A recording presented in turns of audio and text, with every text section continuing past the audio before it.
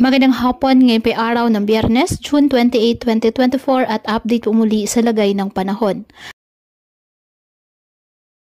Ayon sa Pag-asa, nalusaw na po ang binabantayang low pressure area sa loob ng Philippine Area of Responsibility.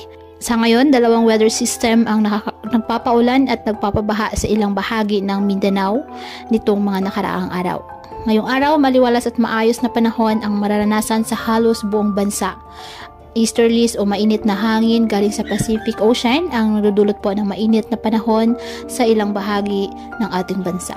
Ngayong araw ang Aurora, Quezon, Bicol Region, Eastern Visayas, Caraga at Davao Region bahagyang maulap hanggang sa maulap na halangitan with isolated rain showers or thunderstorms dahil po sa easterlies. Ang nalalabing bahagi ng bansa kasama na ang Metro Manila apektado naman po ng mga localized thunderstorms. Kaya patuloy pa rin po natin na pinag-iingat ang ating mga kababayan sa banta po ng mga posibilidad ng pagbaha at pagguho ng lupa lalo na kapag may malalakas na ulan at ugaliin po na magdala palagi ng payong o kahit anong panangga sa ulan sa tuwing lalabas po ng ating mga tahanan. At yan po muna ang update sa lagay ng panahon ngayong araw. Muli patuloy po tayo na mag-ingat at palaging tandaan, God loves you. Stay safe and God bless.